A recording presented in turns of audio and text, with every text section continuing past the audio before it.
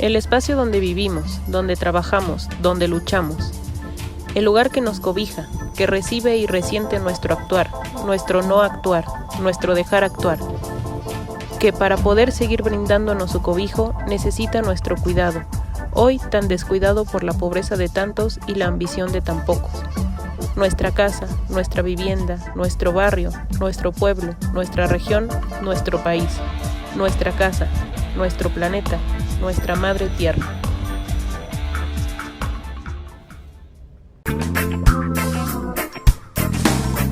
La tierra tiene fiebre, necesita medicina y un poquito de amor que le cure la penita que tiene. La tierra tiene fiebre, necesita medicina y un poquito de amor que le cure la penita que tiene. La tierra tiene fiebre, tiembla, llora, se duele del dolor más doloroso. Y es que piensa que ya no la quieren. La tierra tiene fiebre, tiembla, llora, se duele del dolor más doloroso. Y es que piensa que ya no la quieren. Y es que no hay respeto por el aire limpio. Y es que no hay respeto por los pajarillos. Y es que no hay respeto por la tierra que pisamos. Y es que no hay respeto.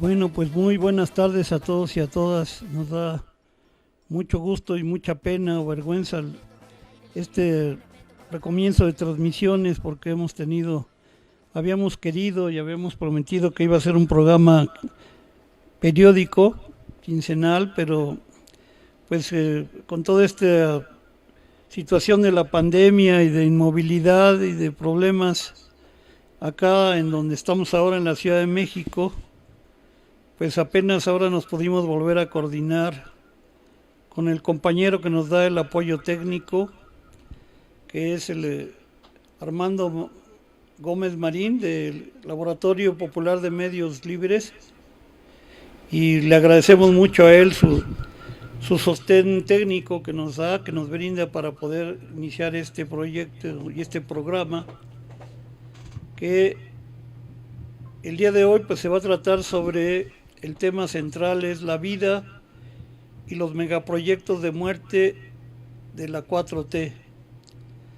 Y bueno, tiene un título así porque en realidad aquí no está en juego ni la izquierda ni la derecha, ni los fifís contra los no sé cómo llamarles, a los de la 4T. Aquí lo que está en juego es la supervivencia humana, y está en juego, como dice el concepto de desarrollo sostenible de la Comisión Brundtland, que no podemos hipotecar el futuro de las generaciones. Y aquí es lo que se está haciendo con estos megaproyectos que está impulsando la actual administración y el PG, Andrés Manuel López Obrador, pues está como el dicho del albañil: aguántate, obra mientras el maestro cobra. A él y a sus asesores y a todos los que lo apoyan, sobre todo aquellos que tienen un nivel de información y de visión que no pueden decir que lo ignoraban o que lo han ignorado, se está poniendo en juego el futuro de las generaciones de nuestros hijos, nietos, no solo como mexicanos, sino de todo el mundo entero, porque el planeta Tierra es uno. Y bueno, para empezar sobre ese tema, vamos a pasar a ver un discurso muy ilustrativo y muy especial que dio Víctor Manuel Toledo cuando tomó posesión, un pequeño fragmento de ese discurso, cuando toma posesión como secretario de Medio Ambiente. Víctor Toledo es pues un ecólogo y padre de la ecología política en México de muchos años,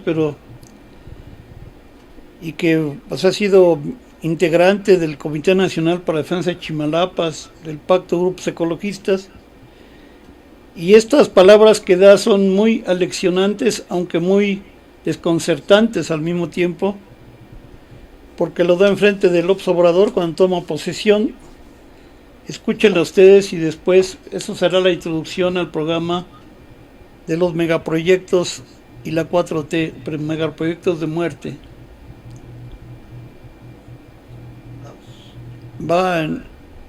Vamos.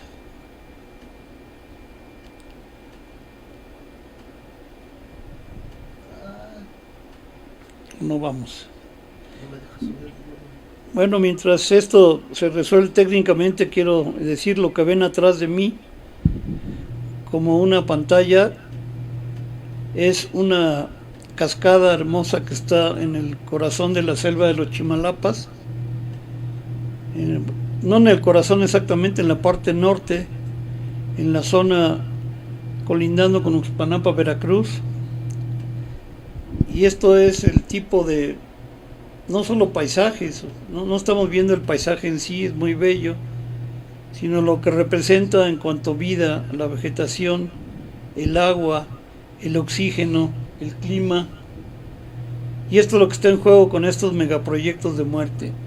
Va entonces ahora sí la reproducción de ese fragmento del discurso de Víctor Manuel Toledo al tomar posesión como secretario de Medio Ambiente allá por mayo del 2019.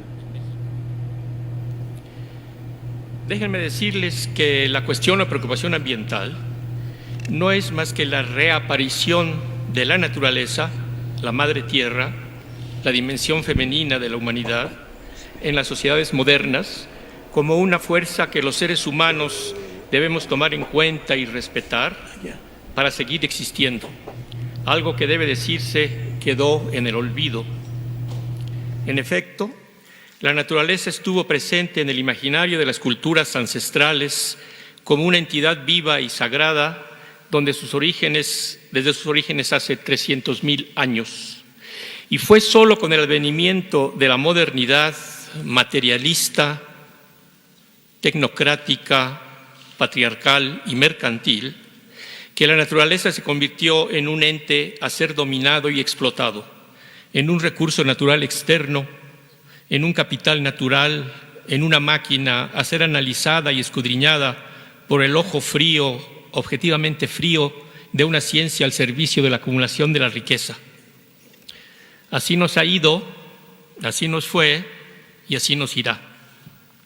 Esta conciencia ecológica, que suma día con día a millones y millones de seres humanos en todo el mundo, nos permite visualizar de manera diferente a la política. 3 dimensiones alcanzo a visualizar. Primero, bajo la perspectiva de la conciencia ecológica, la habitual geometría política de izquierdas y derechas desaparece para ser reemplazada por una nueva y sola disyuntiva. No hay más que políticas por la vida y políticas contra la vida o políticas hacia la muerte. Visto globalmente, este dilema se traduce en políticas que enfrían el clima del planeta y políticas que lo calientan.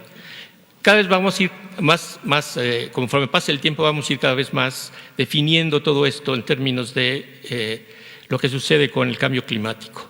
O defendemos la vida o la continuamos aniquilando en nombre del mercado, la tecnología, el progreso, el desarrollo, el crecimiento económico y un largo etcétera. Lo segundo es que ahora vemos el devenir, el transcurso del tiempo de otra manera. Ya no son años, décadas o sexenios, ahora están las miradas puestas en lo que pasará de aquí a un año clave, el 2050. Solo 30 años. Para esa fecha, la humanidad alcanzará 9.000 millones de habitantes, es decir, 2.000 millones más en 3 décadas. El petróleo llegará a su fin. La mitad de los países hoy en día ya están usando su última parte de petróleo en todo el mundo. En 2050 se acaba el petróleo y le van a seguir el gas, el carbón y el uranio. El cambio climático, que no se ha detenido a pesar de las advertencias de los científicos desde hace 2 décadas, generarán catástrofes de todo tipo y los alimentos que serán necesarios tendrán que generarse bajo métodos agroecológicos y no más bajo las pautas insanas y destructivas de la llamada agricultura moderna o industrial. Lo tercero surge de lo anterior, y es que ello nos obliga a indagar la verdadera naturaleza de las fuerzas profundas que provocan este panorama actual y de futuro próximo. Y he aquí que coincidimos con la cuarta transformación, pues no somos los seres humanos los culpables de esta situación de crisis, como nos recuerdan un ambientalismo superficial y una ciencia acrítica, sino los culpables son una minoría de minorías parásita y depredadora, y esa minoría tiene un nombre, se llama neoliberalismo.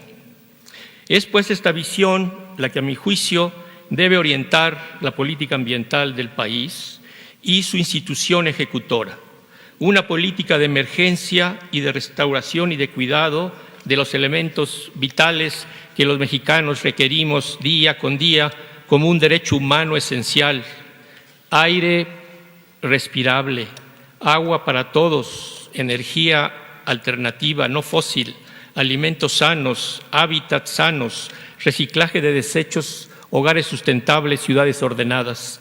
Pero también acciones urgentes que permitan detener este transitar hacia el abismo, un destino al que tendrán que enfrentarse nuestros hijos y nuestros nietos. ¿Podremos lograrlo a través de la Secretaría de Medio Ambiente y Recursos Naturales? Creo que sí. Y antes que todo debemos recordar que la Secretaría de Medio Ambiente surgió hace 25 años como una medida que ubicaba a México en la tendencia mundial de disponer de instituciones y leyes en torno al asunto ambiental, un fenómeno que coincidió con el inicio y despliegue del neoliberalismo en todo el mundo y que generó una contradicción que ha sufrido los países y que en el caso de México alcanzó proporciones dramáticas. A través de los gobiernos neoliberales, la política ambiental de México, que inició con bríos y con notables avances, comenzó a perder aliento, se estancó, se fue desdibujando y terminó en descomposición, bajos presupuestos y actos de corrupción inimaginables. En el sexenio anterior, por ejemplo, la Semarnat ya no fue encabezada por funcionarios capacitados y calificados, sino por mercaderes del sector automotriz y por un vendedor de autos de lujo. La Semarnat fue tomado por esa minoría depredadora y rapaz que hoy destruye a la naturaleza y el ambiente por buena parte del país y del mundo. ¿Qué tenemos de nuestro lado? Muchas y muchos. Primeramente, un gobierno antineoliberal sustentado por 30 millones de votos y una sociedad cada vez más consciente que aglutina desde cientos, quizás miles de comunidades indígenas en resistencia ante los proyectos depredadores, lo que llamamos aquí el México profundo, que además ahí están las claves en todo el mundo para salir de la crisis del mundo moderno, hasta sectores urbanos, jóvenes de universidades, resistencias barriales, maestros democráticos que me consta han hecho esfuerzos para generar una conciencia ecológica entre los niños de las primarias en el país. La Iglesia católica que sigue la teología de la liberación ecológica a partir de la promulgación de la encíclica Laudato Si.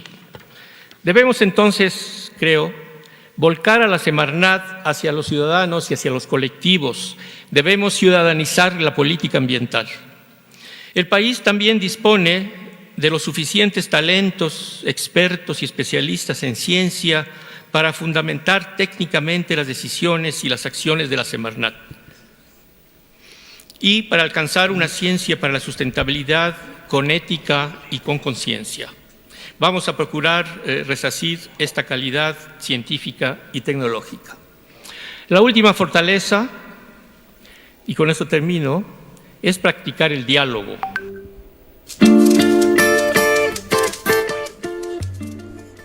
Pues miren, aquí estas palabras de Víctor Manuel Toledo cuando tomó la Semarnat en mayo de 2019, los dijo enfrente de López Obrador, ahí estaba, le entró por un oído y le salió por otro, y la Semarnat con Víctor Toledo no pudo. Él dijo que sí iba a poder y no pudo, más bien pudieron las políticas neoliberales de López Obrador, con estos megaproyectos terribles, con este paquete de megaproyectos, empezando por el petróleo, las refinerías de petróleo, la de Dos Bocas, la de Minatitlán, la de Salina Cruz, cuando ahí se le dijo que el petróleo solo iba a durar 50 años y es el principal causante de la alteración climática. Y bueno, ya eso le costó, aunque no lo quiera admitir públicamente, pues le costó el puesto. Lo que no quedó atrás y sigue presente es lo que él dice al último, es la resistencia de comunidades y pueblos indígenas y comunidades campesinas frente a estos monstruosos megaproyectos de muerte neoliberales para favorecer el capitalismo global mundial y a los grandes empresarios pseudo nacionales que están vinculados a este capitalismo neoliberal mundial, como Carlos Slim, como Salinas Pliego, como Azcárraga, como Larrea, como todos los empresarios mineros, en fin. Y bueno, hoy vamos a hablar de varios de estos megaproyectos de muerte, los principales que serían el aeropuerto de Santa Lucía, el Plan Integral Morelos, la termoeléctrica de Morelos, la refinería de Dos Bocas, el tren mal llamado Maya y el corredor interoceánico. Y de entrada, pues el primer proyecto, y ojalá se vuelva a conectar nuestro amigo Juan Gutiérrez, es el proyecto del aeropuerto de Santa Lucía. Este aeropuerto casi no ha sido difundido su grave problemática socioambiental que contrae. La 4T y López Obrador astutamente pues se llevaron las palmas cancelando el aeropuerto de Atenco y después se sacaron de la manga este aeropuerto de Santa Lucía, del cual nos va a hablar el compañero Juan Gutiérrez. Él es una persona arquitecto de la UNAM, especialista en urbanismo, especialista en arquitectura de aeropuertos, pero además es piloto aviador desde 1956 y él aterrizado en el aeropuerto de México, de Toluca, de todo el país, y es un gran crítico porque este grupo que él encabezó en un momento dado proponía otras alternativas una vez cancelado Atenco que no fueron hechas caso. Le damos la palabra al compañero Juan Gutiérrez que nos hable del aeropuerto de Santa Lucía que ha sido altamente ignorado.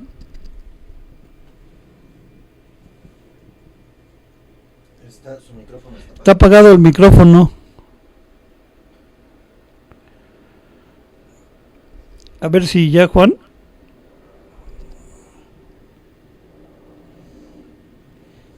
Que le iban a ayudar. ¿Sigue apagado? A ver, Juan. No, sigue apagado, ¿verdad? No hay... Está apagado tu micrófono. Se oye muy bajo. No se oye. ¿No está tu hijo que te ayude ahí?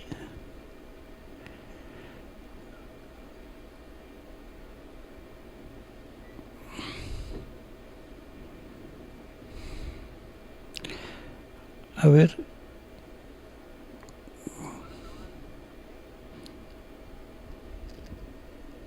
¿Se oye o no se oye?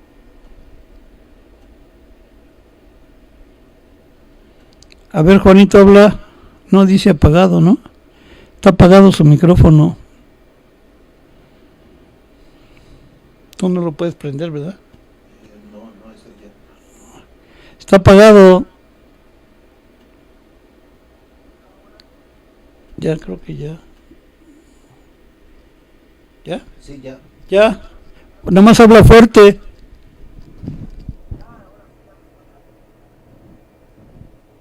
¿Sí? Sí está entrando. Sí, ya entró, nada más habla fuerte. Ahora bien, ¿ya me escuchan bien? Sí. Ya puedo, ya puedo hablar. Ya. Muy bien.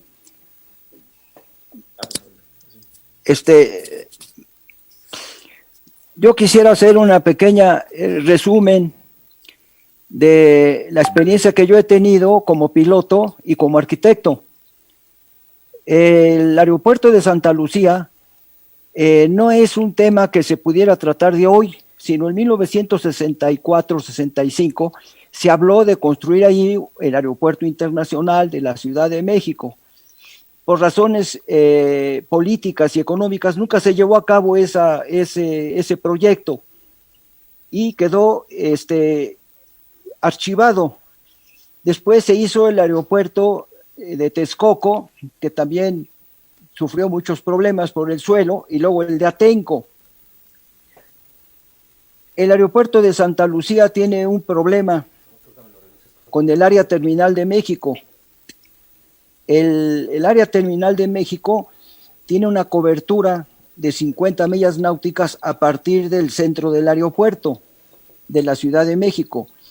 Y Santa Lucía tiene una zona de control que son 10 millas náuticas, igual que el aeropuerto de México. Ambas coberturas se traslapan. Ahora, mi pregunta siempre ha sido esta: ¿cómo van a manejar la aviación civil con la aviación militar? En muchas partes del mundo se usan los aeropuertos y los aviones militares están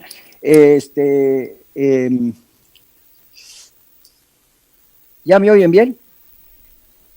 Sí. Sí.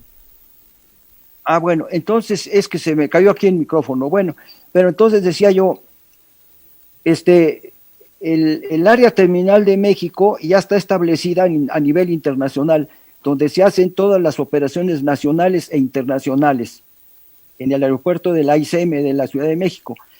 ¿Cómo van a interactuar los dos aeropuertos, Santa Lucía y el aeropuerto de México, con operaciones civiles y militares, aparte particulares? El aeropuerto de Santa Lucía va a tener un impacto muy fuerte en el ambiente, en el medio ambiente. ¿Por qué? Porque no tiene una infraestructura todavía vial urbana, y la interacción con el complejo urbano no existe. No hay un camino o una carretera o un bulevar que vaya a llevar a ese aeropuerto, o un tren. No existe. O sea, va a quedar un aeropuerto mocho, un aeropuerto que no va a servir más que para la aviación militar, porque ese es su destino. El campo militar número 1, o sea, la base militar de Santa Lucía, es una base militar estratégica del país.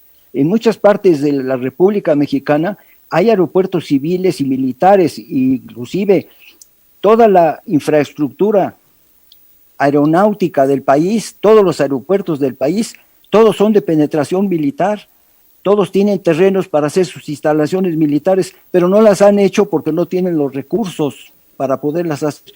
Entonces tenemos muy limitados los aeropuertos militares en el Valle de México, en la República Mexicana. Ese es un aspecto que hay que tomarlo en consideración.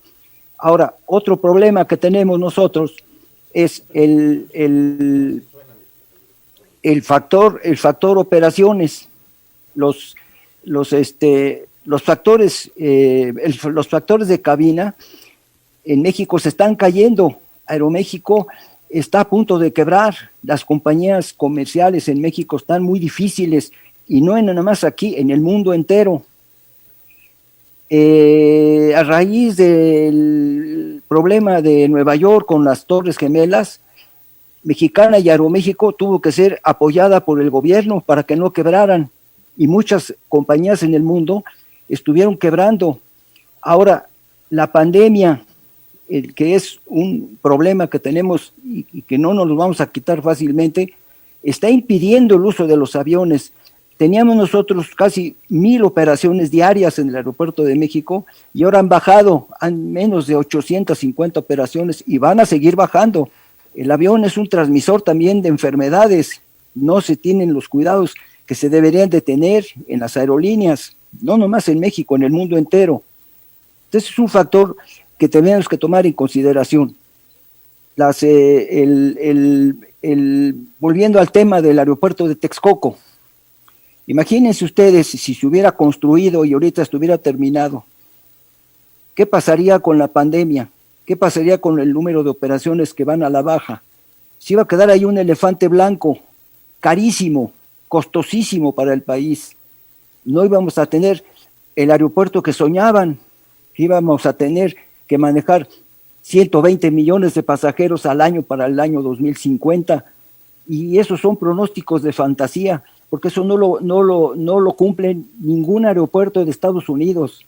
El que yo sé que el que más maneja es O'Hare, anda manejando arriba de 110, 120 millones de pasajeros al año.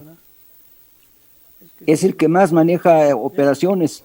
De ahí en fuera, pues los aeropuertos de México están limitados también, están limitados. Entonces, Santa Lucía tiene un problema, la interacción con el otro aeropuerto.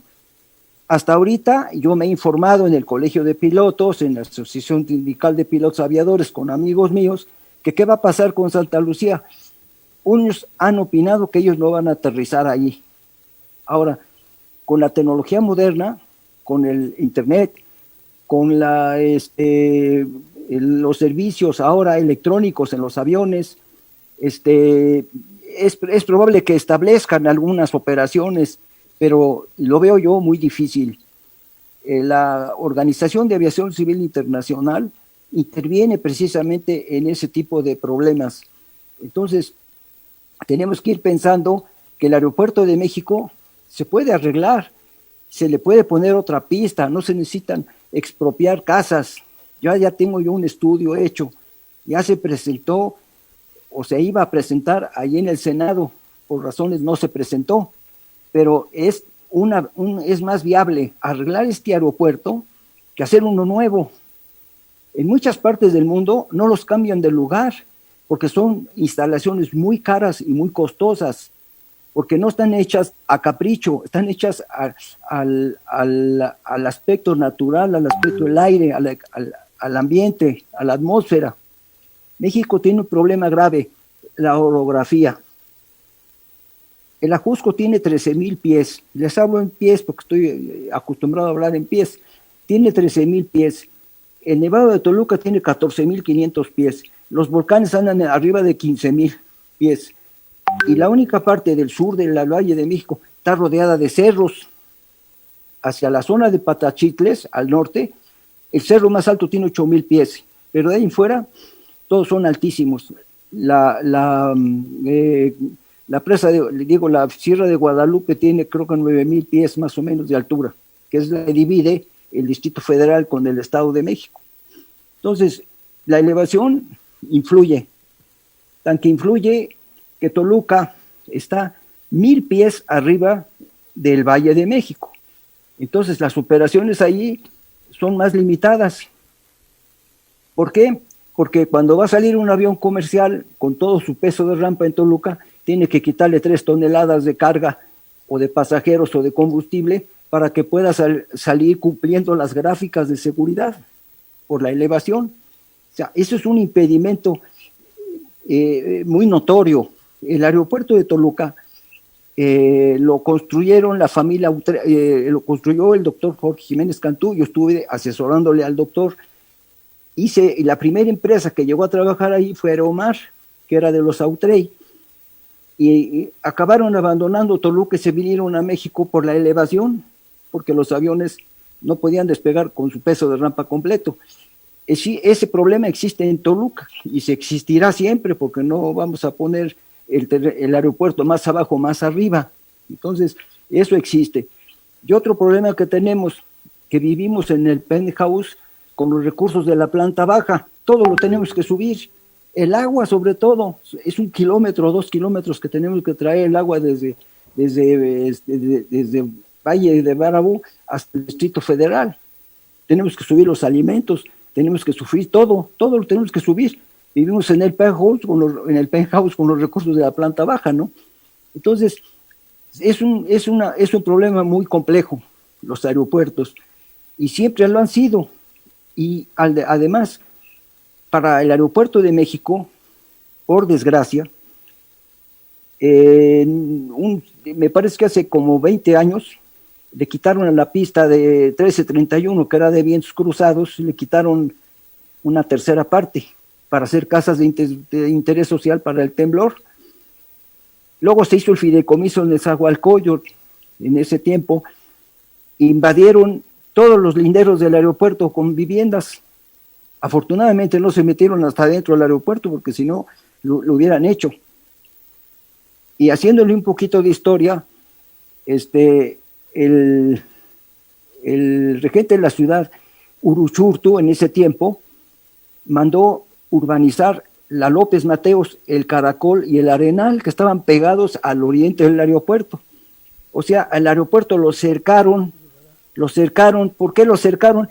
Pues que políticamente querían quitarlo de allí, y la mejor manera de quitarlo pues era ahogándolo, y así fue.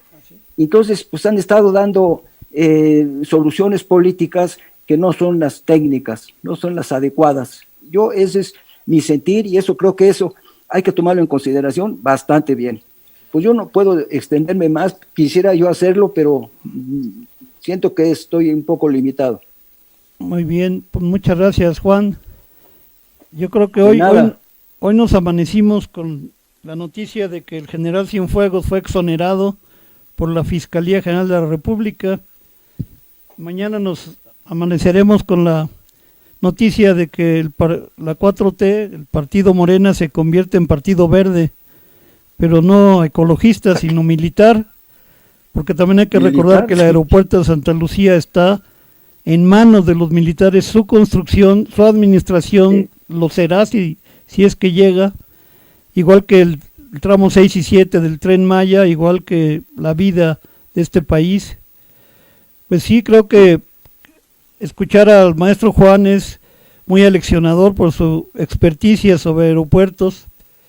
Él y el grupo que él comandó en la lucha contra el aeropuerto de Texcoco plantearon siempre que ese era un sueño faraónico y que era mejor el actual aeropuerto Benito Juárez, su visión original con 5 pistas, que estos son los sueños faraónicos, primero de Peña Nieto con Texcoco, y ahora el sueño militar de López Obrador con Santa Lucía, con un grave impacto también al medio ambiente y a los territorios comunales, que también hay ejidos y comunidades que están siendo despojados, además de que hay descubrimientos paleontológicos muy importantes, y todo eso pues se está destruyendo con este sueño faraónico de este megaproyecto de muerte de López Obrador. Vamos a pasar Gracias, Juan. ¿Podría yo agregarte un momento? A ver, dinos. Sí, el aeropuerto de Santa Lucía hace muchos años estaba sobre el lago Jaltocan. Era un lago como el de Texcoco, menos problemático, pero era lago, y se unía ese lago con el de Texcoco. La base militar de Santa Lucía se construyó en una lomita. Allí hay un convento, me parece que es franciscano, o no me acuerdo, es un convento que hubo hace muchos años, y de la carretera que iba a Pachuca hace muchos años, eso me platicaba mi padre, se iba en lanchita a ese islotito que había ahí, y con el tiempo acabaron construyendo ahí la base militar de Santa Lucía, que se llamaba Santa Lucía, siempre se llamó así, el aeropuerto de Santa Lucía, y así se quedó. Ahora lo han ampliado, y como dices tú, ellos van a ser los que van a ser los dueños del aeropuerto. No creo que la aviación civil vaya a operar junto con los militares. Ese es mi sentir. Yo como piloto lo diría. Gracias. Muchas gracias, Juan. Pues vamos a dar paso ahora a una canción emblemática que se llama La Tierra, que es de la película El corazón del tiempo del Ejército Zapatista. Escuchemos la canción de La Tierra.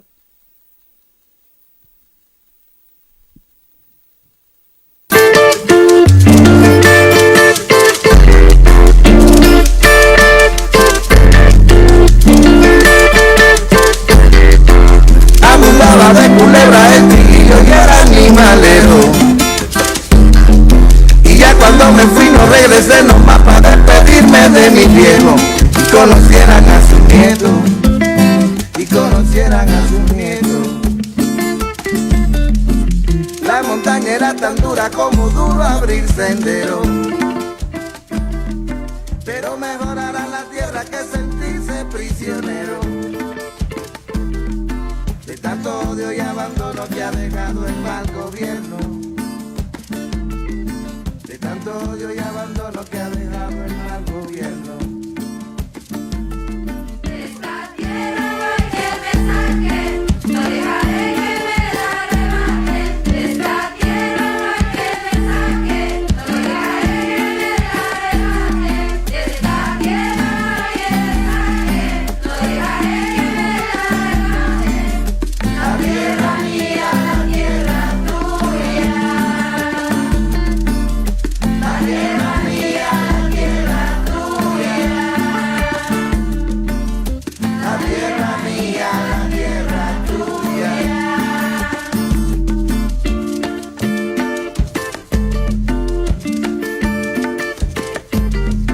Un insurgente enamorado de una muchacha del pueblo,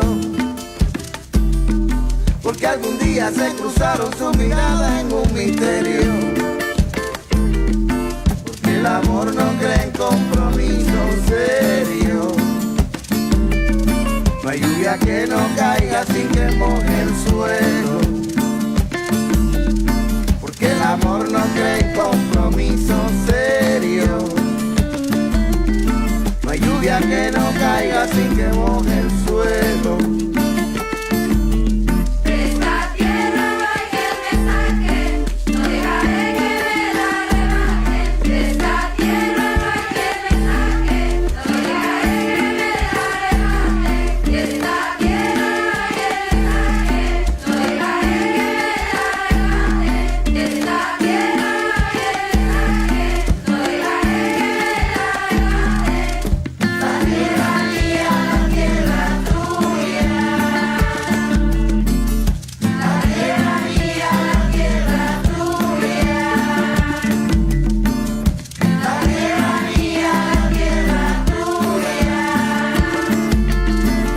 La tierra mía, la tierra tuya. La tierra mía, la tierra tuya. La tierra mía, la tierra tuya. La tierra mía, la tierra tuya. La tierra mía, la tierra tuya. La tierra mía, la tierra tuya. Esta tierra no hay quien me saque, no dejaré que me la arrebaten. Esta tierra no hay quien me saque, no dejaré que me la arrebaten. Esta tierra no hay quien me saque, no dejaré que me la arrebaten. Bueno, el segundo proyecto faraónico terrible, que es un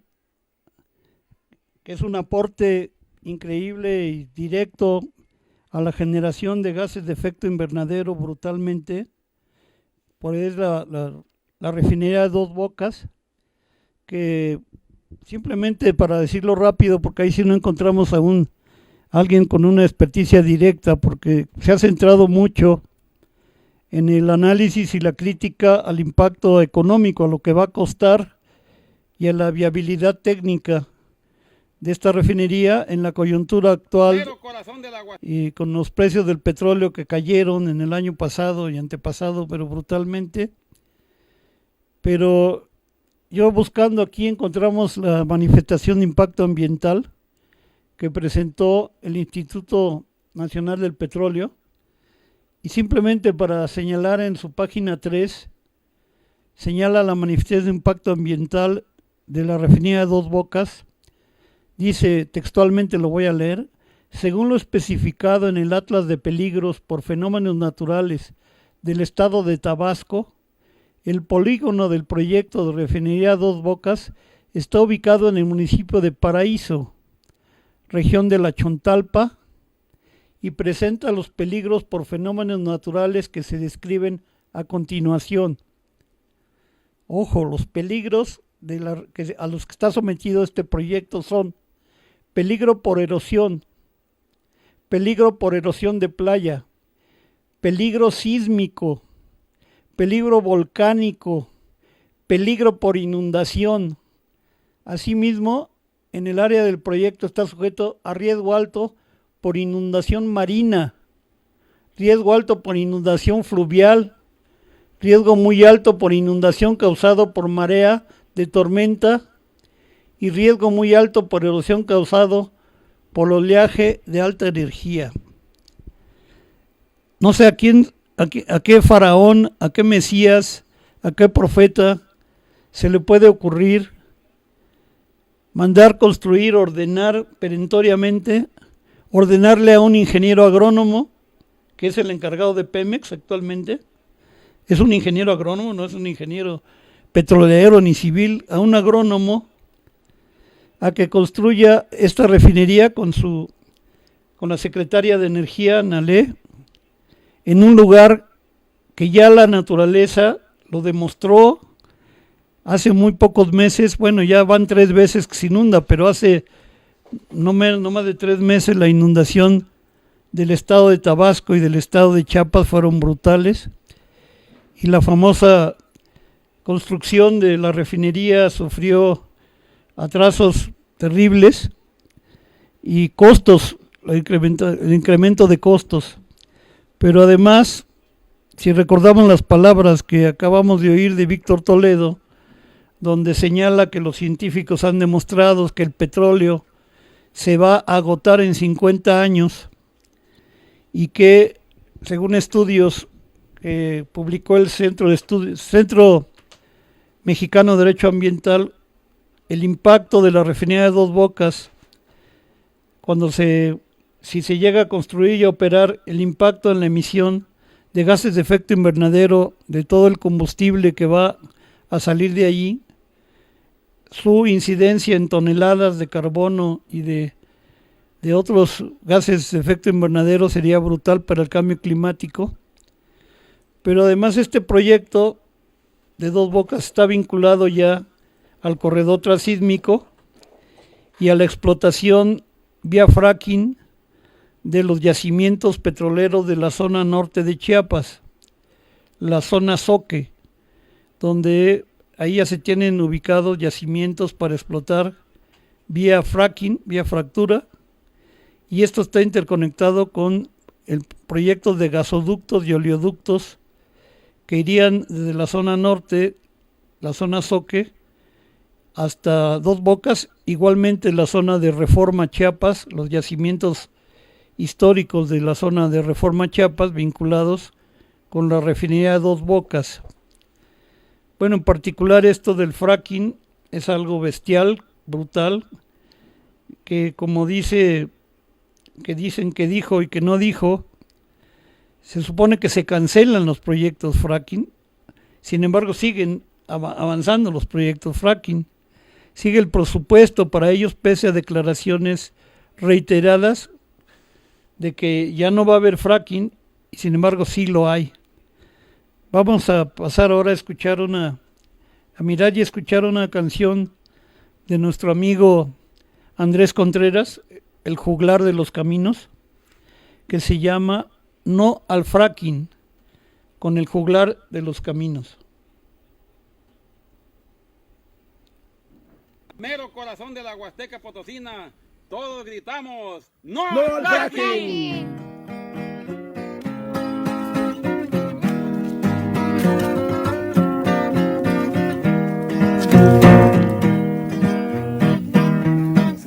Ese fracking me tiene bien preocupado. Nos quieren dejar sin agua y el ambiente envenenado. Nos quieren dejar sin agua y el ambiente envenenado.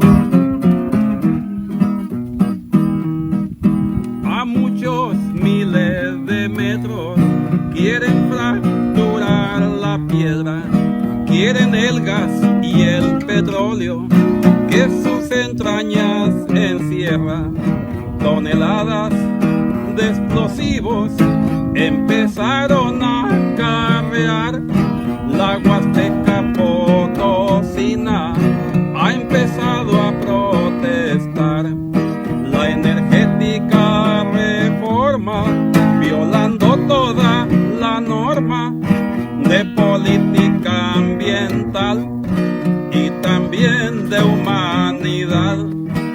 canadienses, gringos, chinos, llegaron a este lugar a adueñarse de agua y tierra con toda la impunidad.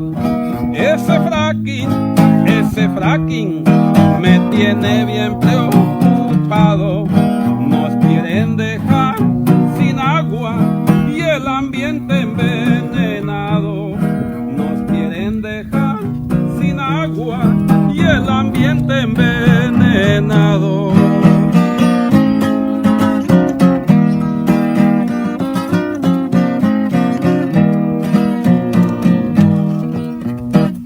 Tan Lajas y San Antonio, Tancanguis y Huascatlán, todos se han organizado con bastantes pueblos más, porque ese maldito fracking envenena agua y tierra, llevando miseria y muerte de la costa hasta la sierra.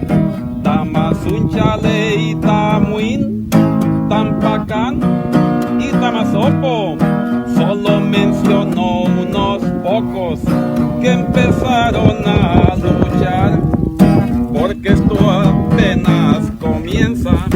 La Huasteca despertó y ese grito de protesta todo el mundo lo escuchó. Ese fracking me tiene bien preocupado. Nos quieren dejar sin agua y el ambiente envenenado. Nos quieren dejar sin agua y el ambiente envenenado. ¡No al pinche fracking!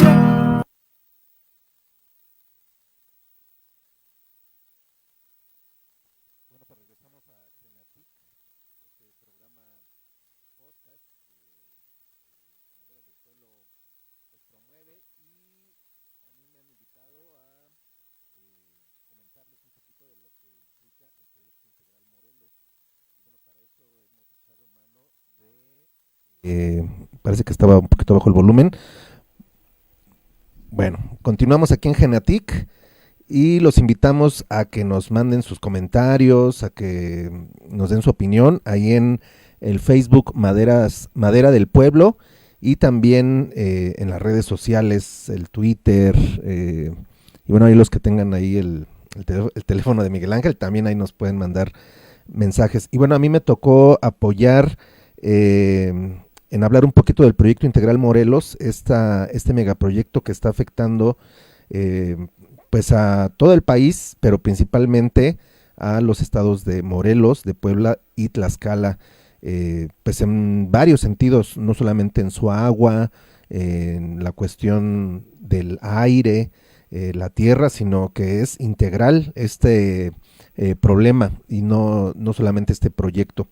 Y bueno, para eso hemos recurrido a la pluma de Gilberto López y Rivas, quien hace poco publicó esto en el periódico de La Jornada, así que lo voy a leer a continuación. Se titula Proyecto Integral Morelos, Traiciones y Resistencias. La historia contemporánea del estado de Morelos ha sido marcada por luchas memorables por la tierra y los derechos agrarios de su campesinado, y por la traición de gobiernos a estos reclamos seculares que encarnaron dirigentes emblemáticos como Emiliano Zapata y Rubén Jaramillo, ambos víctimas de crímenes de Estado consumados por militares al servicio de las clases dominantes.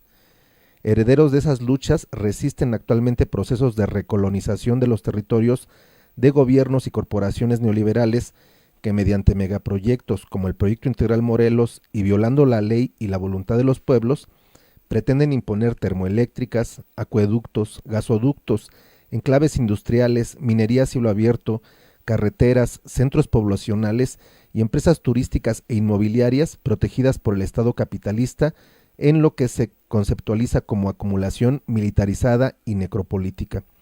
Así, el 23 de noviembre pasado, la Guardia Nacional y policías estatales desalojaron al digno plantón de ejidatarios de San Pedro Apatlaco, municipio de Ayala, Morelos, en el que paradójicamente nació Zapata. Esta acción autoritaria fue denunciada por el Frente de Pueblos en Defensa de la Tierra y el agua de Morelos, Puebla y Tlaxcala, que se opone a la termoeléctrica de Huesca y al PIM.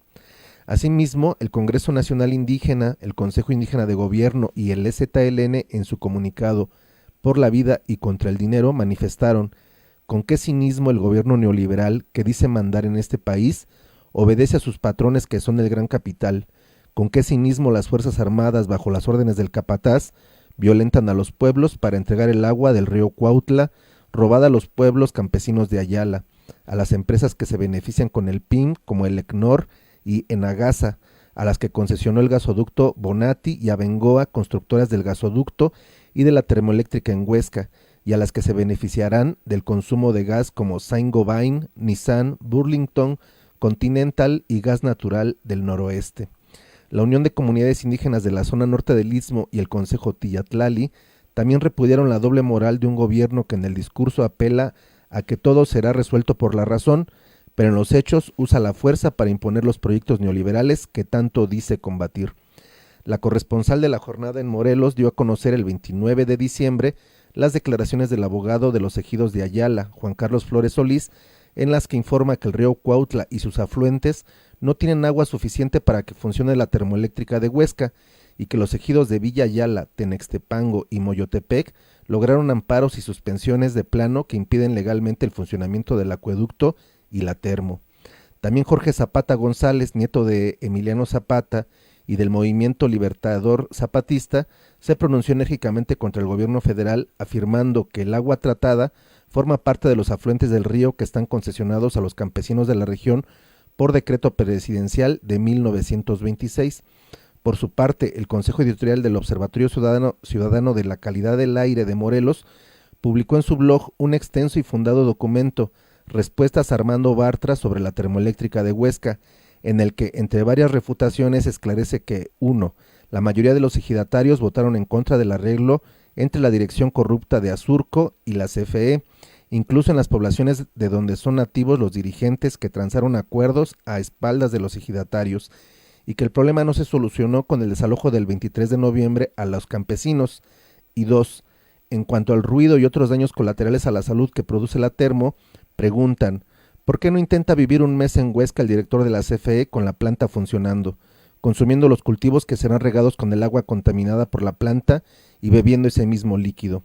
Además, la consulta sobre el PIM y la termoeléctrica llevada a cabo el 23 y 24 de febrero del 2019, unos días después del asesinato de Samir Flores Soberanes, violentó preceptos establecidos en la Constitución y el Convenio 169 de la OIT, ya que no fue previa, libre, informada y culturalmente apropiada, pero a pesar de la manipulación de esta consulta, el rechazo al proyecto fue categórico en todas las comunidades directamente afectables. Si bien el PIM se fraguó en el sexenio de Felipe Calderón, su continuidad actual es inaceptable en términos ecológicos, de seguridad, salud, soberanía energética y respeto a la voluntad de los pueblos. El atropello no es transformación. Todo el apoyo a los ejidatarios de Ayala y al pueblo de Huesca. Y bueno, esto es un texto de Gilberto López y Rivas que apareció en el periódico de la jornada. Y bueno, pues regresamos los micrófonos a la cabina. Bueno, hay que señalar aquí dos cosas principales o tres. Una, que una termoeléctrica funciona con carbón. Normalmente funciona con carbón o con oleocombustóleo, pues, lo cual es una emisión de gases de efecto invernadero brutal, bestial, y al mismo tiempo que seca y contamina todos los afluentes, como es el río Cuautla y sus arroyos y todos los cultivos. Entonces, estos megaproyectos además son inconcebibles en el mundo racional, inclusive capitalista, pero racional. Se están abandonando las termoeléctricas por los graves problemas que generan y por la dependencia a los combustibles fósiles. Pero aquí no, aquí se sacan adelante a traición, porque lo que hay que recordar es que López Obrador, cuando estuvo en campaña, se presentó allí en el lugar y dijo y prometió y juró que iba a cancelar ese proyecto cuando fuera presidente. Lejos de eso, lo saca adelante militarmente y además permitiendo, solapando el asesinato del compañero Samir Flores, que fuera uno de los dirigentes principales de resistencia contra este proyecto, y al cual se señala al coordinador de programas estos especiales que ahora están saliendo para gobernadores. El de Morelos fue señalado como el autor intelectual del asesinato, y ante ello pues nos sorprende que intelectuales de la talla y que eran de supuesta izquierda como Armando Bartra se ponga a defender el proyecto de la termoeléctrica de la 4T. Pues son las cosas que uno a veces no puede comprender. Bien, ahora vamos a pasar al otro tema del Tren Maya, o el mal llamado Maya, el tren mal llamado Maya. Vamos a escuchar en un ratito, pero antes de eso vamos a escuchar a la compañera primero. Vamos a escuchar unas palabras sorprendentes que casi no se han difundido y una canción del grupo Maná, y después le daremos la palabra a la compañera Patti. Ella es de Bacalar, de Quintana Roo, es una activista, pero primero pasemos a escuchar a Maná con unas palabras en un concierto en Chetumal en 2019, y después su canción muy famosa, que fue muy famosa en aquellos años, de Selva Negra, lo compuso en honor en aquellos tiempos a Chico Méndez. Vamos pues con las palabras de Maná en el concierto en Quintana Roo. En Cancún fue el concierto, en Cancún. A las selvas, a los manglares, hay que respetar también nuestra tierra. La península de Yucatán es hermosa. No creo, y me vale madre la mitad de México encima, no creo que sea buena idea el Tren Maya. Van a destruir muchísima selva. Lo que es y lo que no es, no es. Está bien que el nuevo gobierno haga acciones, pero cuando va contra la ecología, eso ahí no va. Ahí no se permite.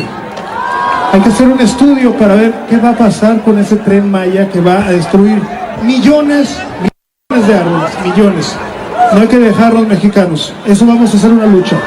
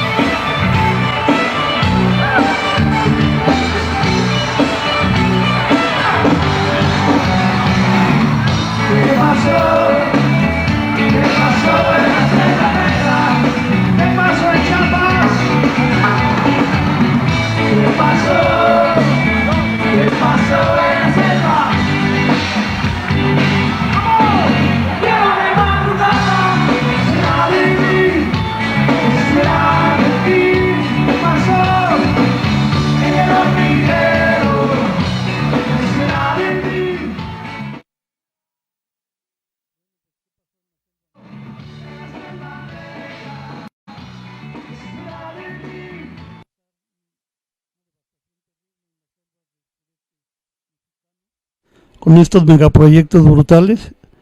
Y ahora pues le vamos a dar la palabra a la compañera Ana Patricia López. Ella es integrante del colectivo Shahbeg, no sé si lo dije bien, en el territorio del poniente de la hermosa laguna de Bacalar, la laguna de 7 colores. Y ella individualmente es integrante del CNI y además acompaña al Consejo Regional Indígena Maya de Bacalar. Nos va a hablar de cómo están padeciendo este megaproyecto que se supone para López Obrador es la joya, es el primero que pretende presumir y es el que sí va un poco más avanzado en sus intentos de depredación y despojo. Adelante, Pati. Gracias, Miguel Ángel. Pues buenas tardes a todos y muchas gracias por la invitación. Pues es un tema muy grande, muy amplio. Para empezar, yo creo que tenemos que tener claro que este proyecto está nombrado de la manera más equivocada, ¿no? Para empezar, ni solo es un tren, ni solo ni es una petición, ni proyecto tampoco del pueblo maya, ¿no? Entonces creo que para empezar esas dos cosas hay que dejarlas bien claras. Lo otro que me parece que para nosotros ha sido muy claro y muy evidente es que este proyecto viene a articular muchísimos otros proyectos que han estado amenazando la península de Yucatán. Nos ha quedado claro que es un proyecto que articula otros grandes proyectos. Por eso para nosotros es importante mirar que no es solamente hablar del Tren Maya como un medio de transporte, sino que implica un proyecto más grande, un megaproyecto con un montón de aristas en donde se insertan grandes inversiones y que los grandes capitales están allí depositados, ¿no? ¿Esto qué significa? Pues que bueno, pareciera ser que eso le redobla la importancia que tiene para que pueda ser desarrollado en la región del sureste, ¿no? También nos parece que este proyecto pues plantea todo un ordenamiento, no solamente de la península, sino de todo el sureste, y ahora con intenciones de pues ya de enlazarse con Veracruz, de enlazarse, bueno, inclusive están perfilando esta idea de conectarlo con Guatemala, ¿no? para nosotros significa un proyecto que acarrea muchas cosas dentro de las cosas que vemos importante no dejar de mencionar. Tiene que ver con este impacto a nivel de la biodiversidad. Estamos viendo que inclusive la manifestación de impacto ambiental que se presentó, este proyecto pues no está considerando toda la dimensión que implica todo el proyecto en general. Lo fraccionaron y desde la mirada de los expertos ha sido precisamente como una forma estratégica de presentar este proyecto, ¿no? Pensando en que se va analizando parte por parte y no el conjunto completo de lo que significa el impacto en todas estas, en todos los territorios por donde va a pasar el tren, ¿no? Y eso obviamente al estarlo fraccionando, pues entonces deja de fuera impactos importantes como lo ha tenido el norte del mismo estado de Quintana Roo. Quien no conoce o ha escuchado hablar de Cancún, ¿no? Toda esta forma urbana que se diseñó y que se implementó en el norte del estado, y posteriormente se desarrolla todo este proyecto grande que significó también la Riviera Maya, ¿no? Ahora en este momento toda esta área del estado de Quintana Roo está sufriendo pues un montón de problemas sociales. La inseguridad se ha elevado, todo el crimen organizado está más que establecido en todo esto, los asesinatos a la orden del día, las desapariciones a la orden del día, los feminicidios a la orden del día y cada vez al alza. Entonces, este es un proyecto que desde donde nosotros lo hemos analizado con los compañeros con los que colaboramos en el Poniente de Bacalar, pues vemos que es una pequeña muestra de todo lo que significaría este gran proyecto que significa el Tren Maya, ¿no? Desde la parte social, pues nos preocupa muchísimo esa situación. Bacalar está siendo ya otro territorio que está siendo violentado. Aún no podemos hablar de números iguales quizás con lo que está pasando en el norte del estado, pero es ya muy similar. Hay ejecuciones, hay levantamientos, el incremento de avionetas con drogas. Entonces es como un mismo formato que se inicia en un lado y continúa en el otro. Esto lo hemos estado mirando y lo que hemos pensado es que aún no está, digamos, el tren funcionando y ya están pasando estas situaciones. Entonces, la gran pregunta es, ¿qué va a pasar cuando ya el tren esté funcionando, ¿no?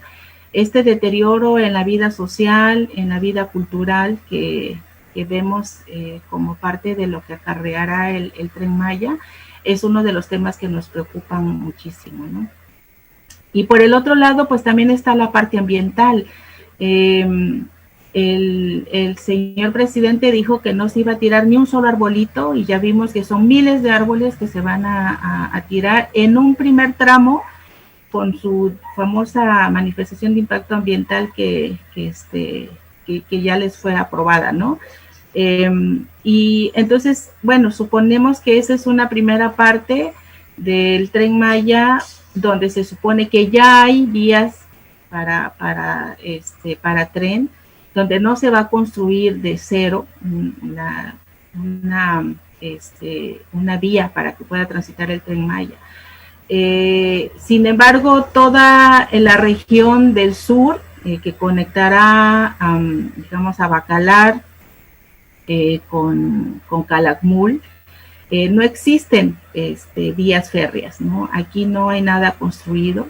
Entonces, también ahí nos vuelve a saltar otra pregunta, ¿no? Entonces, todo lo que se está devastando en un área donde se supone que ya no se tendrían que construir y se está perdiendo selva, ¿qué va a pasar entonces donde no hay nada y donde se va a construir desde cero, ¿no? Entonces son estas grandes preguntas. Junto con eso vemos que el tema, digamos, estas ciudades que han ido cambiando de nombre, que primero eran centros de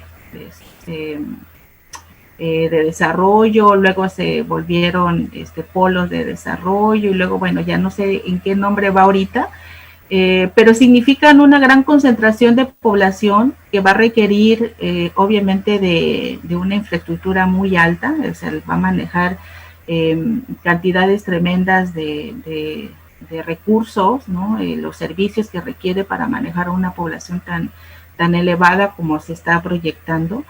Pues nos parece súper peligroso, pensando en que el mismo pueblo que tenemos cercano a nosotros, que es Bacalar, no tiene todas las condiciones para manejar del drenaje, el agua potable.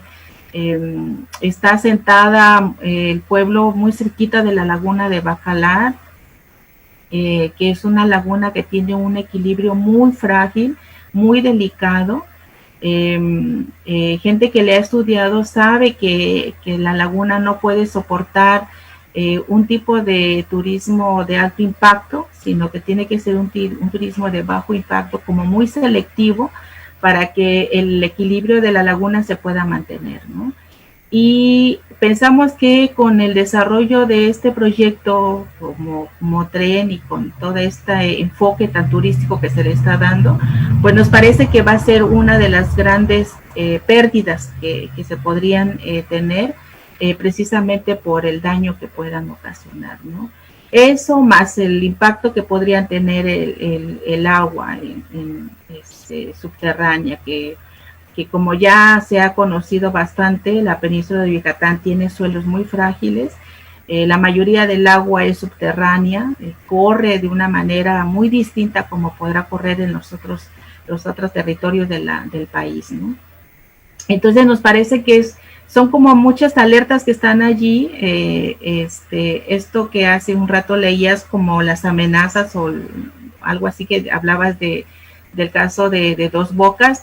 Yo creo que aquí tendría que hacerse igual lo mismo, como para poder hablar en concretito cuáles son todos esos peligros, porque hay gente que ha hablado, estudiosas del suelo, que se preocupan porque no sabemos qué tanto pueda soportar de peso y de carga y de velocidad el suelo de la península con un tipo de tren como que están considerando, ¿no? Entonces, hay muchos riesgos que nos parece que son importantes de poder no perder de vista. Y bueno, por el otro lado, también nos preocupa mucho que en el caso económico, en cuanto se empezó a hablar del Tren Maya, la plusvalía de la región se incrementó. Yo veía una nota hace ya mucho rato que decía el Colegio de Ingenieros Civiles que se elevó al 400%. Imagínense lo que eso significa, ¿no? Entonces, sí nos parece que es un tema que si aún está todavía en papel, si bien está avanzado y que todavía no está, digamos, implementándose de manera directa, ya tiene consecuencias. Entonces,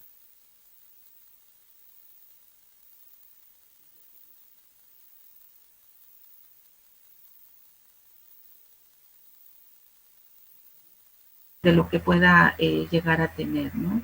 Los costos se están elevando, las propiedades se elevaron bastante fuerte, entonces nos parece que en algún momento esto nos va a detonar en muchísimas más cosas, ¿no?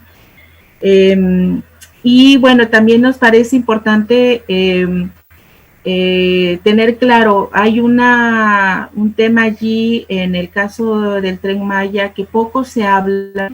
Yo no soy experta en el tema, pero cuando escuché del tema me pareció que es algo que vale la pena que la gente se pueda informar, y que tiene que ver con los fideicomisos que se están implementando, que se están diseñando o que se pretenden llevar a cabo, en el que los ejidatarios, que son los dueños, digamos, de la tierra, puedan participar como socios en este proyecto, ¿no? Cuando escuchaba yo a gente que habla del tema, nos hablaban de los riesgos que esto implica y que los compañeros campesinos, yo realmente dudo que puedan tener la información completa como para saber a qué le están entrando, y que si realmente tienen como la información suficiente para que puedan tomar buenas decisiones. Pero es un tema que al parecer les está interesando mucho. La gente se mira de diferente manera cuando se le dice que va a ser socia de un gran proyecto. Sin embargo, la película completa no la tiene. Entonces creo que ese es un tema como que nos preocupa mucho a nosotros. La región con la que nosotros colaboramos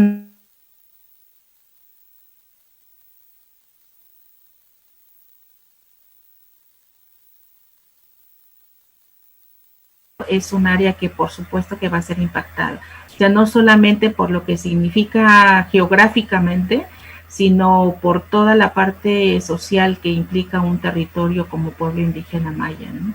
Entonces, la resistencia está allí también, o sea, la gente de las comunidades tiene claro que son sus tierras, es su territorio, no solamente están pensando en los derechos ejidales que puedan tener, sino en todo el impacto que implicaría a sus formas de vivir, ¿no? A lo que violenta, a la toma de decisiones que de manera como pueblo indígena tendrían derecho a la libre determinación, y que esto se violenta cuando un proyecto de fuera llega pensando en traerle el desarrollo desde el punto de vista occidental y sin que a la gente de las comunidades se les pueda preguntar, ¿no?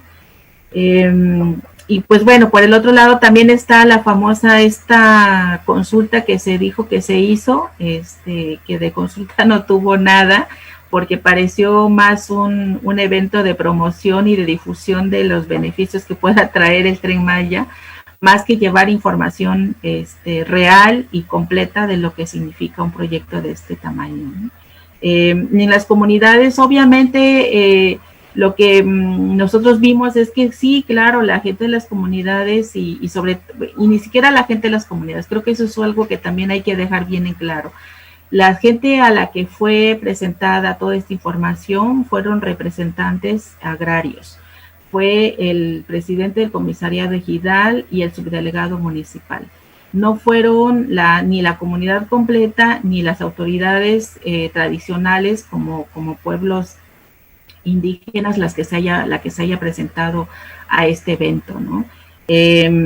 Y claro, ellos desde lo que miran ven como toda esta necesidad que tienen, las comunidades tienen un montón de necesidades que obviamente tienen presente y que en cada oportunidad que tengan lo van a comentar. Pero la gente pudo haber dicho, sí queremos el Tren Maya, pero antes queremos medicina, queremos médicos, queremos clínicas, queremos carreteras, queremos mejores condiciones, queremos mejores precios para nuestros productos, y después el Tren Maya, ¿no? Creo que mañosamente, sí me atrevo a decirlo tal cual, ¿no? Mañosamente los funcionarios que estuvieron allí solo tomaron la primera parte del sí, pero no las condicionantes que implicaba un mayor compromiso y una mayor libertad para decidir realmente lo que querían, ¿no? Entonces, pues bueno, el tema del tren creo que nos podría llevar todo un programa grande porque no es único, o sea, es un gran proyecto que participan un sinfín de actores y de proyectos que se van articulando para hacer una cosa gigantesca como se está presentando el Tren Maya, ¿no? Pues muy bien, Pati, por tus palabras. Y yo antes de pasar al siguiente megaproyecto que es el corredor transísmico, me gustaría nada más leer el encabezado en una nota que salió hace un par de días, que dice zapatistas e indígenas, foco rojo para el Tren Maya. A la par de que presenta el Tren Maya como un proyecto social, entre comillas, Fonatur, Jiménez Pons, busca estrechar su colaboración con instituciones militares para reaccionar ante actores que pudieran representar un riesgo para el desarrollo de la obra, principalmente el Ejército Zapatista de Liberación Nacional. Dicen que el miedo no anda en burro, ahora anda en Tren Maya. El miedo no anda en burros. Anda en tren. Bueno, pues miren ustedes nada más para pasar a decir que Maná, que pasó hace rato, ha colaborado desde hace muchos años con el Comité Nacional para la Defensa de Chimalapas. Últimamente había estado ya muy callado hasta que brincó en esto del Tren Maya. Esperemos que retome esta lucha.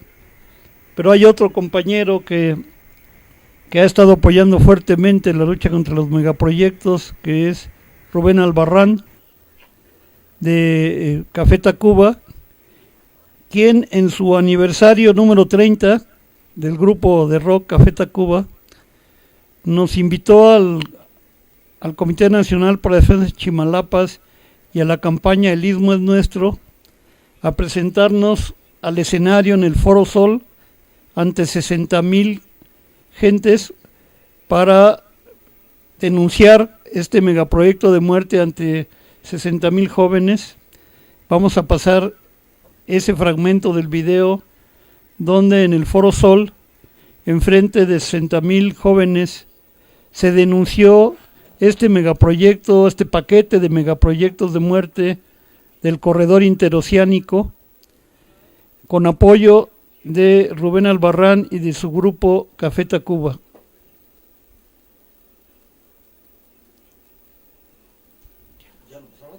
¿Ya? Un momentito. Si me ven raro en la pantalla es porque ya me estoy camuflajeando por aquello de las dudas. Entre la selva nos estamos camuflajeando.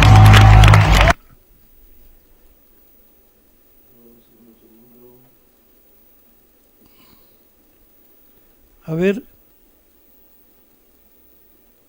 Vamos con Café Tacuba en su 30 aniversario.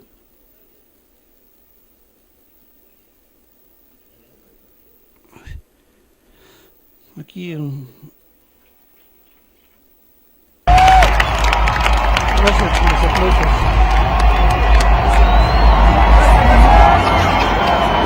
Muchas gracias, muchachos.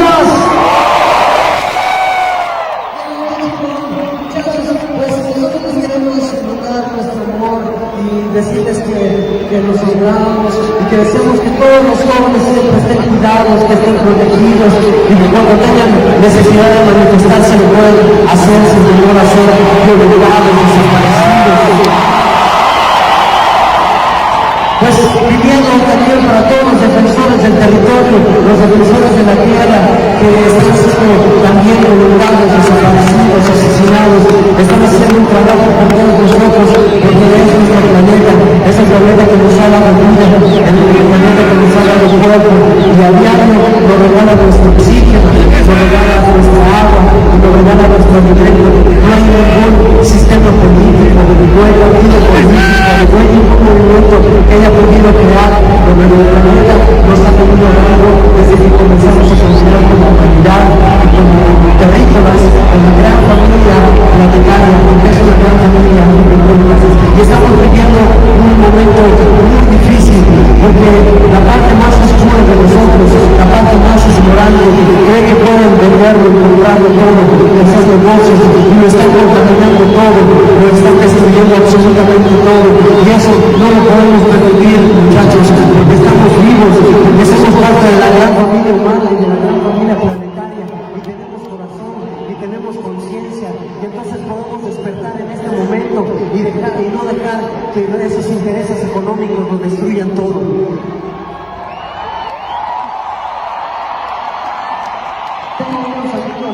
Tengo unos amigos aquí a los que invito a pasar, por favor. Al igual que las otras luchas que se llegaron temprano pudieron ver, está la situación del agua. Están queriendo concesionar las aguas de todo el territorio nacional, aunque estén en áreas naturales protegidas, aunque estén en territorios indígenas. Bueno, pues esa situación del agua es una muy importante. El próximo año tenemos que estar muy atentos y defender nuestra agua. Pero también está sucediendo otra situación. ¿Han escuchado hablar del Tren Maya, cierto?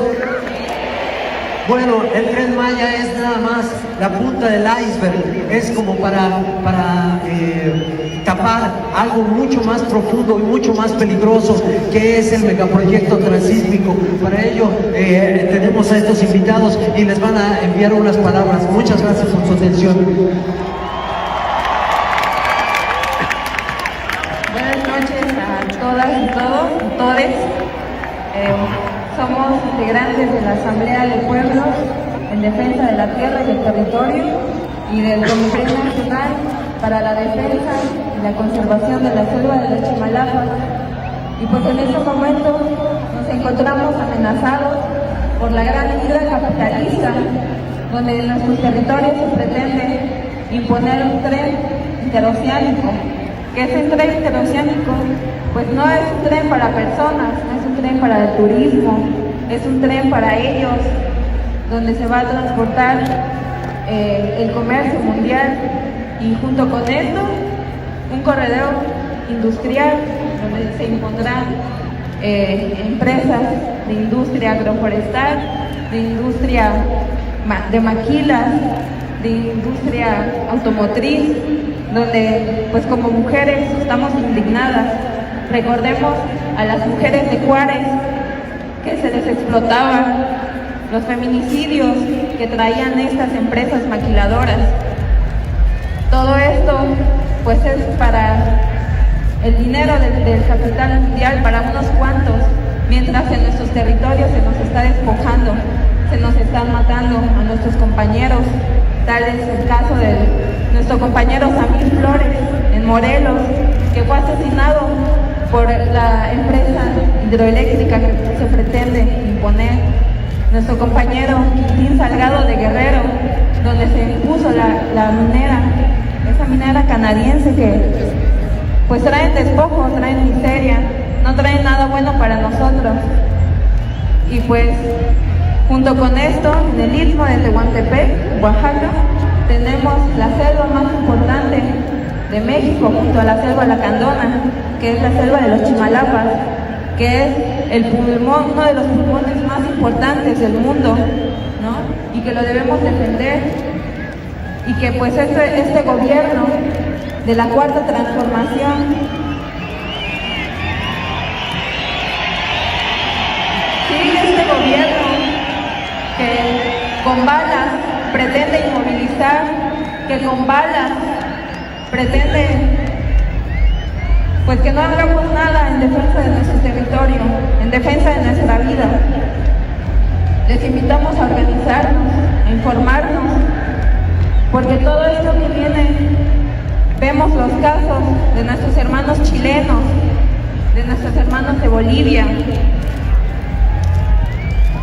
Los invito de verdad a que se informen, a que se organicen y que juntos defendamos la vida, porque no es solo nuestro territorio, es de todas y de todos.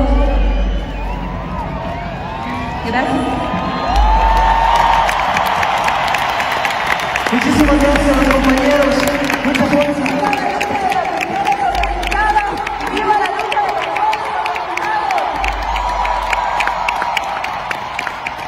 Muchísimas gracias. Gracias muchachos.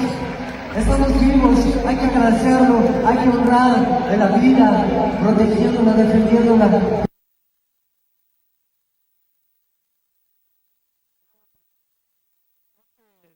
Evento multitudinario con 60,000 chiflidos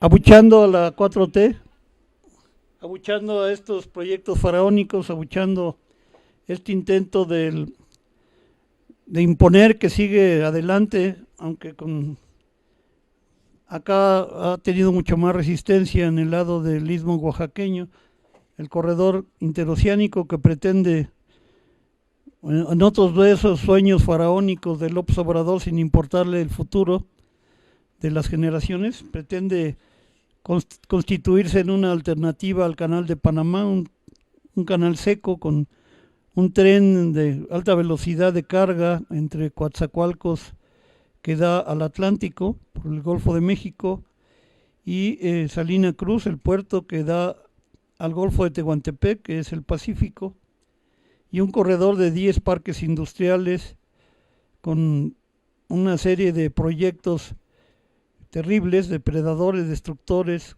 maquiladoras automotrices, ya lo señaló ahí en el concierto la compañera.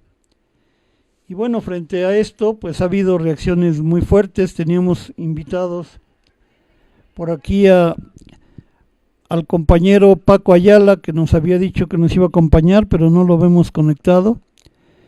El compañero Paco Ayala es fundador de una sección en México de Extinction Rebellion, que es una organización que surgió mundialmente en el 2019 en Londres y que se expandió a capítulos en distintos países. Paco Ayala es el representante de Extinction Rebellion en México. Él iba a darnos su palabra sobre la visión de los jóvenes de las ciudades de México y del mundo frente a estos megaproyectos de muerte, y ante los cuales pues recientemente el Congreso Nacional Indígena y el Consejo Indígena de Gobierno del EZLN pues plantea dentro de una semana, el día 22 y 23 en Tepoztlán, Morelos, una asamblea nacional e internacional y encuentro por la vida frente a la muerte, que significa estos megaproyectos que, insisto, van más allá de izquierdas o derechas, de si son socialistas o son capitalistas o son neoliberales. Son simplemente proyectos que condenan la supervivencia humana a muerte, a una muerte agónica lenta, con un cambio climático aceleradísimo, que ya diario lo padecemos, ya diario vemos la alteración climática, el calentamiento global, estas pandemias que también no son muy casuales, pero que se aceleran con estas alteraciones ecológicas que tenemos en el mundo, en el medio ambiente. Y para ello también habíamos invitado, y no la vemos todavía conectada, a la compañera Bettina Cruz, que nos iba a dar su palabra sobre, ella es consejera del Consejo Indígena y es una luchadora social por la defensa del Istmo de Tehuantepec desde hace muchos años. Nos va a dar su palabra para exponer esta propuesta de asamblea encuentro que va a haber en una semana por la vida y contra estos megaproyectos de muerte. Muy buenas tardes, Bettina, qué bueno que estás con nosotros, un abrazo.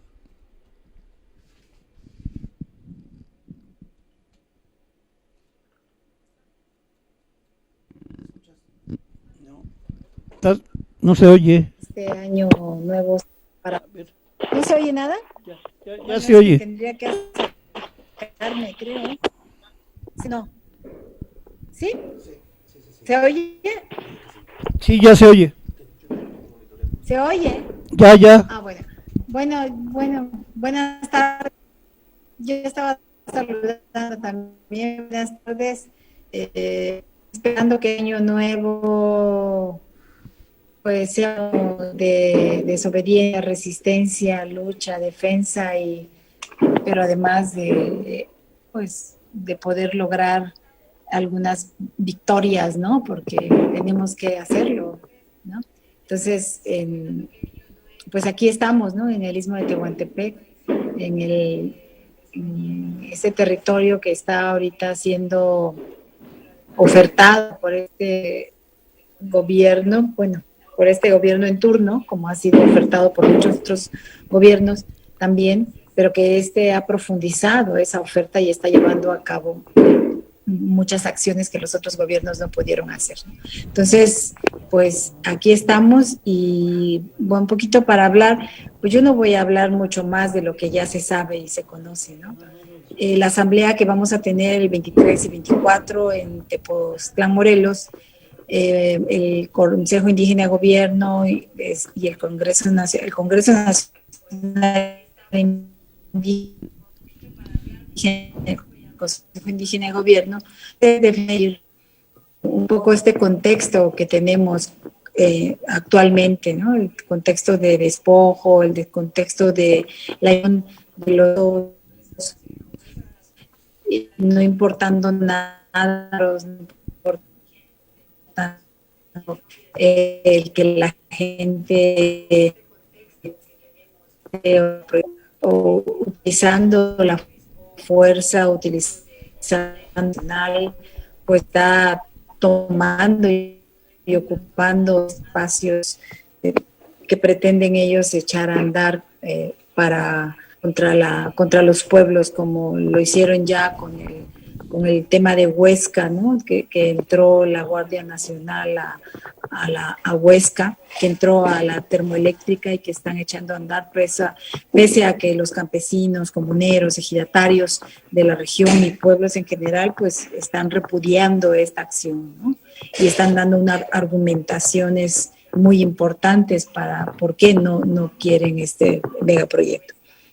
Sin embargo, bueno, parece ser que los intereses de las empresas multinacionales son más fuertes y más importantes que la vida de los pueblos, ¿no? Que la vida de la gente.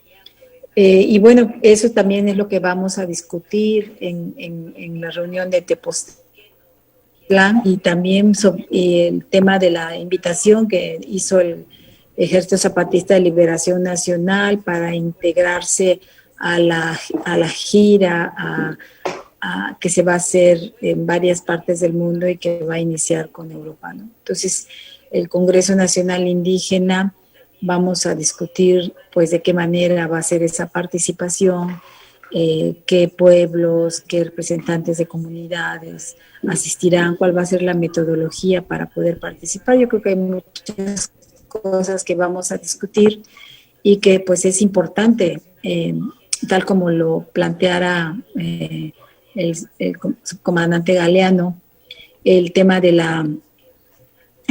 ir a esos lugares no es como ir a pedir que nos perdonen, sino ir a pedir o ir a tratar de convencerlos de que se sumen, ¿no? A esta lucha, porque la vida es una sola, el planeta es uno solo, y lo que está pasando con el planeta y con la vida es producto de todo este sistema capitalista de explotación, expoliación, ¿no? Y de utilización del ambiente, de la gente, de la vida, donde hay menosprecio por la vida, no solamente de la gente que vivimos en los pueblos indígenas de América o en los pueblos de Asia, África, ¿no? Sino las mismas grandes ciudades, en el corazón del capitalismo voraz, pues están los sin casa, los sin nombre, los sin trabajo, los sin nada, ¿no?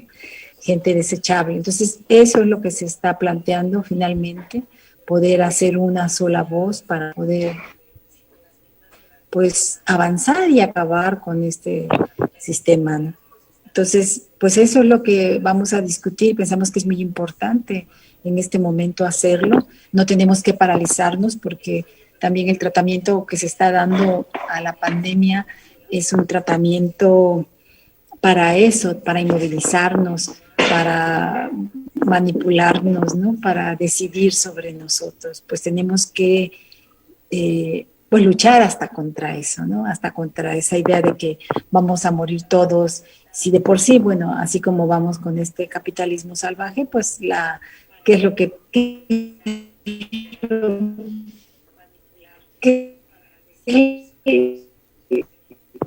que ¿no?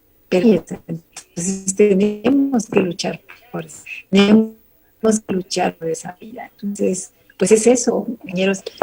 Nosotros queremos invitar a la gente a que se sume a las luchas, se sume a cambiar desde su entorno más próximo, a casa, colonia, su cuadra, ¿no? Eso es lo que va a acabar con este capitalismo, a no comprar con las empresas, a comprar con el de la tiendita, a comprar lo que se hace a mano por la gente que lo está haciendo y que necesita ese trabajo, ese recurso.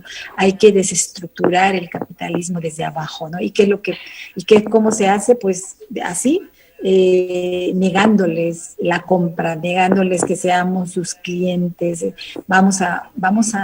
Tenemos que conformar otro sistema, ¿no? De intercambio entre nosotros con los pueblos.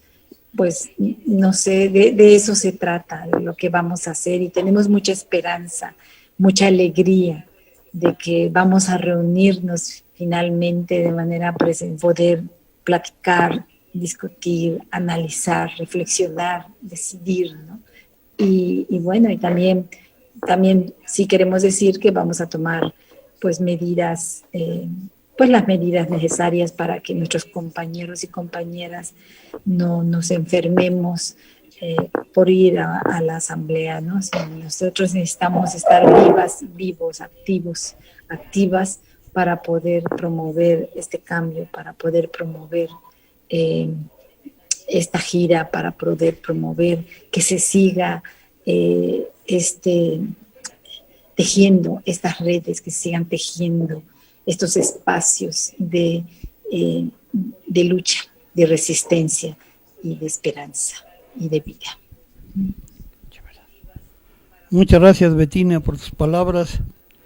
Nos vemos pronto, espero, porque como dijera el Che, parafraseando al Che, yo creo que ahorita más vale morir en la calle que enclaustrados, que vivir enclaustrados, individualizados, incomunicados y bajo la tiranía de la G5, no del COVID-19, sino del COVID-G5.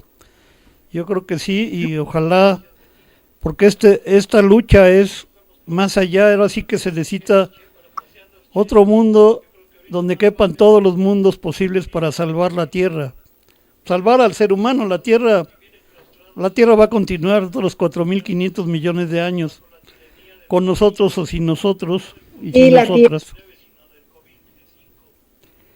Y bueno, aquí lo que está en juego también, más allá, también yo tengo una visión un poco más allá, no es nada más el capitalismo, es el modelo de desarrollo urbano industrial que los teóricos le llaman el modelo civilizatorio, lo que está llevando a un caos total nuestra humanidad. Entonces, pues nos da mucho gusto ya cerrar este programa con la imagen atrás del istmo de Tehuantepec, porque creemos que es el eje central, nodal de estos sueños faraónicos que acompaña con los otros megaproyectos, y invitarlos a luchar, a resistir por la vida de nuestras generaciones futuras, de nuestros hijos, hijas, nietos, nietas, porque pues el ser humano somos muy antropocéntricos, creemos que somos el centro del universo, no le entendimos a Copérnico, y sin embargo la Tierra nos está cobrando factura con muchos intereses.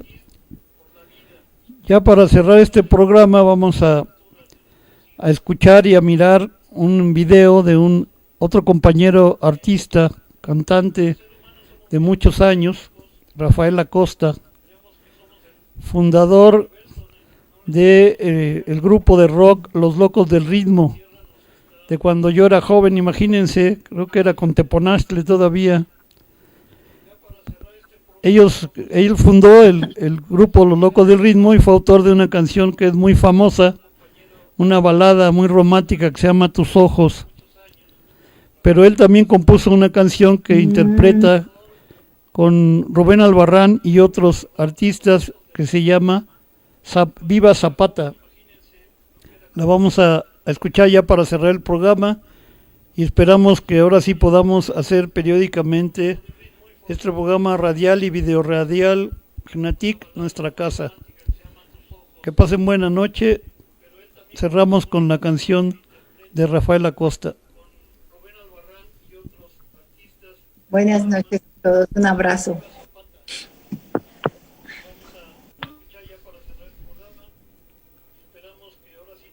Hay libertad, Lucho Zapata,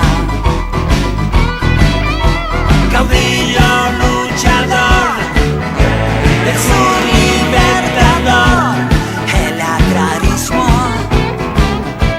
su espejismo. El campo fue el hogar de Zapata. Claro que sí. Los campesinos de hoy son Zapata, yeah.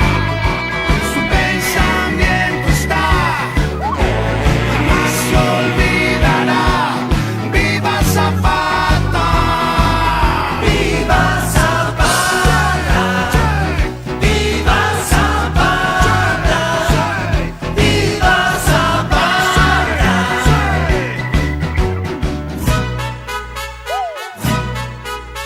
En la revolución luchó Zapata, con balas de traición murió Zapata. Lo que nunca sembró, jamás recolectó. Bendita patria nos dio Zapata. ¡Vámonos, recio pelotón!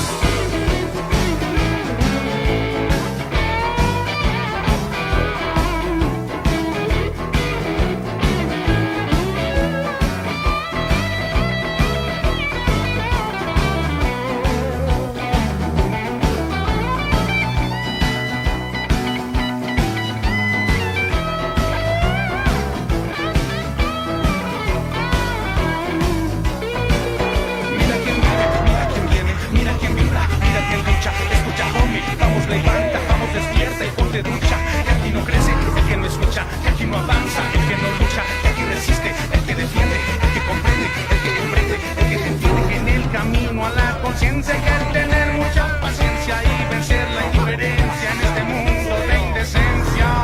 ¡Viva Botán! ¡Viva Zapata! Ya quiero recordar quién fue Zapata. Por tierra y libertad luchó Zapata, caudillo luchador, del sur libertador, el agrarismo, su espejismo. Murió hace tiempo ya don Emiliano, presente aún está gran mexicano. Su ejemplo dura